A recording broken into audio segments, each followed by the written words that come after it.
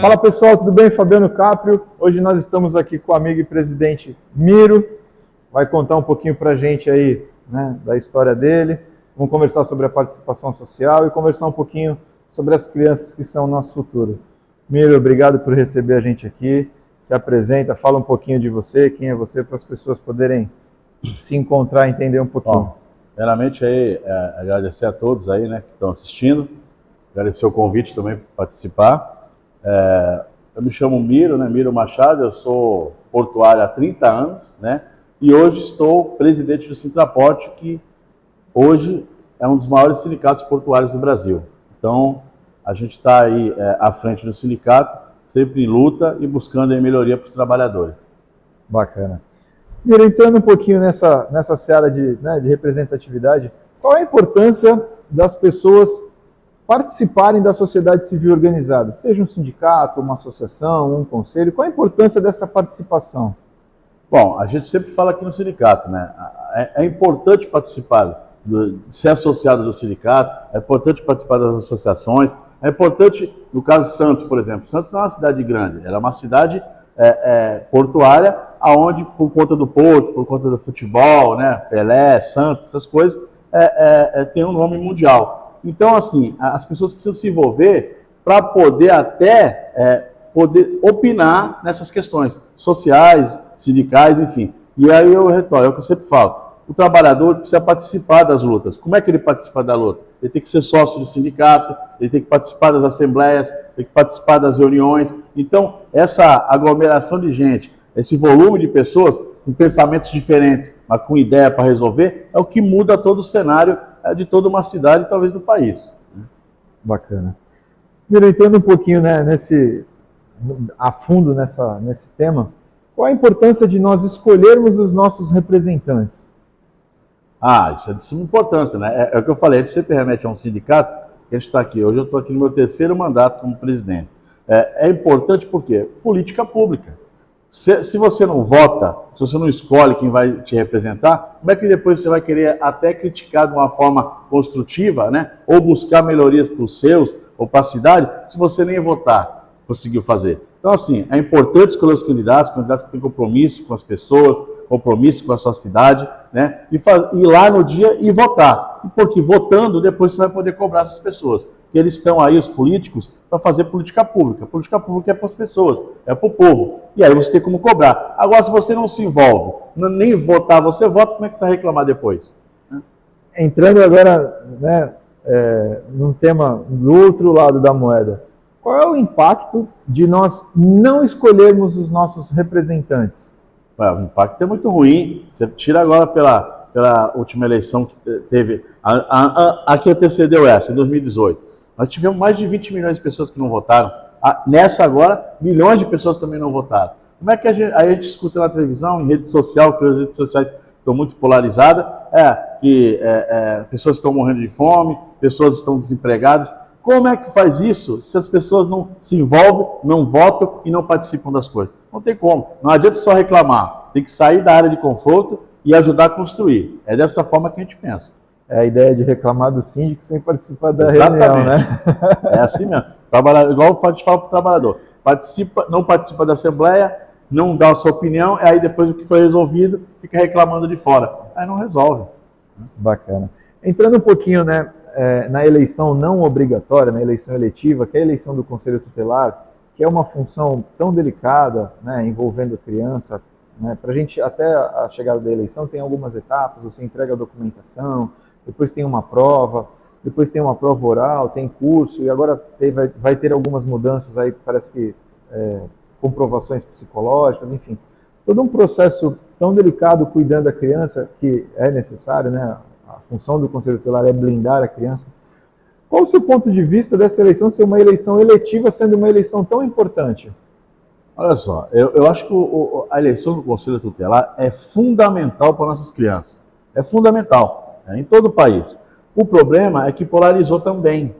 E aí a gente teria que ter uma eleição para o Conselho Tutelar de pessoas comprometidas com a sociedade, pessoas comprometidas com a comunidade, né, pessoas que conhecem a sua comunidade, participam do dia a dia, né, participam dos problemas das famílias, junto com as crianças e tal. Infelizmente polarizou e o Conselho Tutelar, né, que deveria ser uma eleição obrigatória e hoje não é, acabou virando um puxadinho da questão da eleição partidária. E aí, vereadores, políticos indicam os candidatos para fazer parte do Conselho Tutelar. O que acontece? Aí ele não tem independência quando é eleito. Ele tem que fazer o que aquele político que apoiou ele disse para ele fazer. Então, se ele tiver que fazer uma intervenção numa escola, tiver que ir numa comunidade, tiver que cobrar alguma coisa para uma criança ou para uma família, ele não consegue, porque ele é bloqueado pela questão política, que a gente sabe que funciona de uma maneira articulada e de combinações de coisas. Então, o Conselho Tutelar tem que ser mais independente, tem que se tornar uma eleição obrigatória e participar realmente as pessoas que são da comunidade e que realmente têm um serviço social para poder prestar às crianças, enfim, às famílias, tudo que se abrange a questão do Conselho Tutelar. Bacana. Entrando um pouquinho nesse tema da criança, que é um tema tão delicado, qual é a importância da criança fazer uma atividade fora de casa, seja um futebol, uma capoeira, né, um balé, na formação dela? Qual a importância dessa atividade na formação da criança? Bom, eu acho isso fundamental hoje, né? A minha filha, tenho duas filhas, né? Mas eu tenho uma com 11 anos de idade.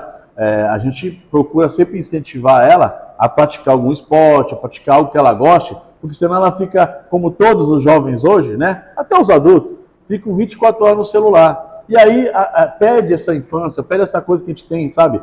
De ralar um joelho, de quebrar uma unha, sei lá, coisas que a gente praticava lá atrás, né? Que faziam com que as crianças se comunicassem mais e estivessem mais juntas. Hoje não, elas ficam tudo separadas, cada um no seu celular, e não há às vezes uma interação, né? Os próprios pais, às vezes por comunidade também, não cobram isso, e acabam fazendo com que elas interagem com as crianças da mesma idade, para ir crescendo e tal, desenvolvendo como ser humano. Isso não acontece. Então é fundamental que a família observe isso, que os pais observem isso, e incentive a criança a praticar esporte, a fazer alguma atividade que não seja só rede social.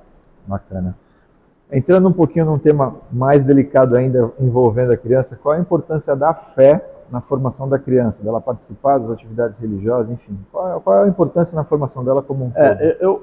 Eu acho, né, eu tenho a minha religião e respeito a todas as religiões, mas eu acho que é muito importante, né, que Deus é um só, né? Então é muito importante que, além dessa questão da criança se desvincular um pouco de rede social e praticar esporte, buscar também a religião, buscar também Deus, né? É importante ela saber fazer uma oração, saber pedir, saber que a fé, né, é o que move as pessoas. Que a fé é o que move as pessoas. A gente realmente tem que pensar positivo e acreditar em algo, né? E a criança tem que ser dessa maneira. Porque senão ela cresce sem fé em nada, não acredita em nada, só rede social, o que falam lá, que escuta, e acaba virando uma criança talvez não tão informada, né, de pouca fé, e aí que eu acho que acontece muitos problemas que a gente vê por aí, muitos jovens de menores cometendo um monte de delitos, enfim, fazendo um monte de coisa errada, porque também os pais não acreditam, não fazem com que ele cumpra, vamos dizer assim, o ser humano precisa cumprir um protocolo. A criança precisa crescer interagindo, com fé, com esperança, acreditar em Papai Noel, né? Que é muito importante, é ter tudo aquilo que nós, né, quando éramos mais jovens, tínhamos, e hoje não tem.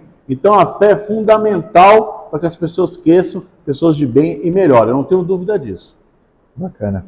Miro, fugindo um pouquinho, né, do nosso tema, eu queria que você contasse um pouquinho aí da sua longa jornada portuária, né, à frente da categoria há algum tempo, mas enfim, algo que você tenha feito que tenha marcado você, falando, poxa, isso aqui foi bacana, eu participei, ou então, não foi tão legal, mas eu estava lá, eu ajudei e tal. Eu queria que você contasse um pouquinho agora da sua experiência. Eu estou no Porto há 30 anos, né? Eu entrei com 18 anos no Porto, né? Estou com 48, né? E aí eu só trabalhei em Porto na minha vida. Então a gente viveu muitas coisas, muitas mudanças de lei, né? Inclusive quando mudou da lei 8.130, em 2013, 14, para a lei 12.815 agora, a gente participou efetivamente, né? Ficamos aí por volta de 6 meses, indo toda semana para Brasília, né? Falar com parlamentares, enfim. Porque a lei, ela vinha um monstro para os trabalhadores. A gente conseguiu, dentro dessa luta, né, de 6 meses, dentro dessa junção de forças, amenizarmos isso e fazer com que o trabalhador se mantivesse seu emprego, enfim, né? A coisa viesse mais branda. Não foi o que a gente queria, mas veio mais branda. E a gente vem constantemente nessa luta. Eu acho que, na verdade, assim, o que mais me marcou na minha história é que desde quando eu comecei dentro do Porto e comecei a participar de assembleias, enfim, poder ao microfone falar e participar de comissões, né? A partir daí eu nunca pensei em ser sindicalista, eu nunca pensei, né? Só era um trabalhador. Para mim, ser trabalhador portuário e entrar no Porto em Santos, que a grande maioria da população aqui da Baixada quer, né? Para mim já foi um sonho, né? Eu não tinha pai portuário, eu não tinha família portuária.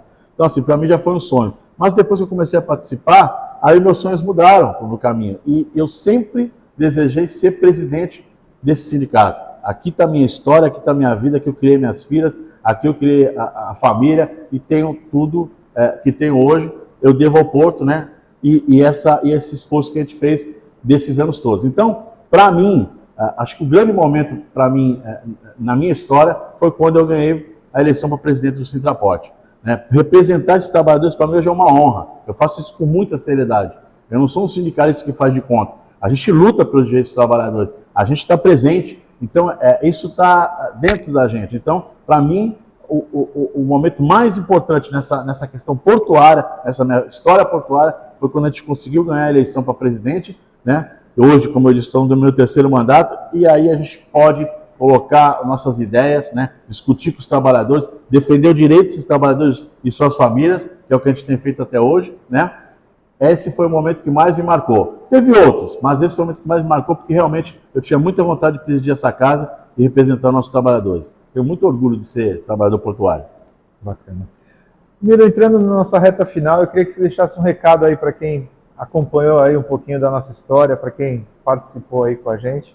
Recado aberto, fica à vontade, o que você tiver. Eu queria deixar um recado a todos, não só os trabalhadores, a todos os munícipes santistas, né, da Baixada Santista, enfim, a todas as pessoas do Brasil.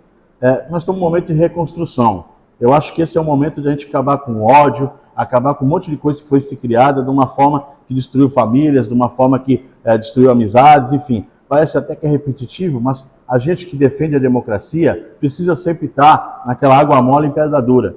Porque é isso mesmo que aconteceu, né? A gente não adianta de se iludir. Até o mais fanático hoje na discussão política, ele sabe que as coisas não caminharam de uma forma que tinha que ser. Então acho que é o momento de ter esperança, é o momento das pessoas ter esperança, é o momento das pessoas voltarem a ter emprego, das pessoas voltarem a ser felizes. Enfim, acho que é um momento de união de todos os brasileiros, e não é diferente aqui na Baixada, né? Para a gente poder progredir e andar para frente. O que ficou para trás é passado, né? Fica como aprendizado, mas não pode ser levado em conta nos próximos anos. A gente precisa trabalhar, as pessoas precisam ter saúde, as pessoas precisam ter educação, precisam ter emprego, precisam comer, enfim, uma série de coisas que é repetitivo, mas precisa se colocar e falar a todo momento. Então, espero que todas as pessoas, além da fé, que é muito importante, tenham muita esperança, porque eu não tenho dúvida que os próximos anos aí a gente vai conseguir as vitórias, as pessoas vão melhorar e o país no todo vai melhorar com certeza, isso eu não tenho dúvida. Acho que passar um pouquinho daquela ideia de que assim, o avião não pode cair porque eu estou dentro. É verdade. É a ideia que a gente tem que... Eu acho que tem que torcer, tem que dar certo. Né? É uma união. Tem que dar certo. É uma união. Acho que as pessoas realmente que são a maioria no Brasil hoje, que necessitam de ajuda, né, a gente não pode parar e ficar nessa polarização. Acho que é o momento de todos se unirem, né, e buscar o melhor para todo mundo. É dessa forma que eu acho que o brasileiro e eu não tenho dúvida que o ser humano, eu acredito muito no ser humano, eu acho que ele tem mais bondade do que maldade dentro dele. Então é importante que ele pratique essa bondade, que o resto vai se minando, vai acabando por si só. O mal não pode vencer, nunca. Bacana. Presidente, obrigado pelas palavras, pelo tempo, pela oportunidade. Né? Queria agradecer realmente aí pelo bate-papo. E nós vamos ficando por aqui. Pessoal, fiquem todos com Deus, sempre.